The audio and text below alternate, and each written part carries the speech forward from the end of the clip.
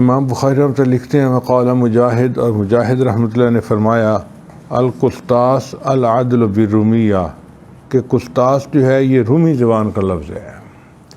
اصل میں یہ لفظ تھا کستار، تو وقت کے ساتھ ساتھ یہ قسطاس بن گیا۔ اصل رومی زبان کا لفظ تھا مگر عربی زبان میں استعمال ہوا۔ اب یہاں پر ایک سوال پیدا ہوتا ہے کہ اللہ تعالیٰ تو فرماتے ہیں قرآن مجید کے بارے میں عربی مبین، واضح عربی زبان میں اتارا گیا، تو اس میں رومی زبان کا لفظ کہاں سے آ گیا؟ تو مفسرین نے اس کا جواب دیا کہ زبانوں میں ایک زبان کے الفاظ دوسری زبان میں استعمال ہوتے رہتے ہیں، یہ کامن چیز ہے۔ جیسے فارسی میں ماں کو کہتے ہیں مادر، انگریزوں نے اس کو استعمال کرنا شروع کر دیا تو انہوں نے لفظ بنا دیا مدر۔ فارسی زبان میں بیٹی کو دختر کہتے ہیں، انگریزوں نے دختر کو ڈاٹر بنا دیا۔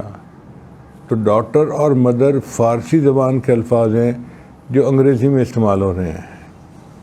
انگریزی کے کئی الفاظ پنجابی زبان میں استعمال ہوتے ہیں، جیسے انگریزی میں کہتے ہیں واٹر، پانی کو، اور ہم پنجابی میں کہتے ہیں وتر، اس کو بھی پانی کو کہتے ہیں۔ تو زبانوں کے الفاظ ایک دوسرے میں استعمال ہوتے رہتے ہیں، یہ کامن چیز ہے۔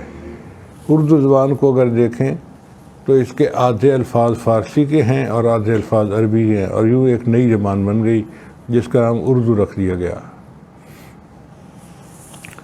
تو اس لیے یہ ایک کامن چیز ہے کہ انسان ایک زبان کے لفظ دوسری زبان میں استعمال کرتے رہتے ہیں۔ اب اصول یہ ہے کہ جب کسی لفظ کو کسی زبان والوں نے اپنا لیا اور وہ ان کے قواعد و ضوابط کے اوپر پورا بھی اتر گیا تو اب وہ اسی زبان کا لفظ کہلائے گا۔ تو اب ہم اس کو رومی زبان کا لفظ نہیں کہیں گے، اس کو عربی زبان کا لفظ کہیں گے، چونکہ یہ عربوں کے قواعد کے اوپر پورا اترتا ہے۔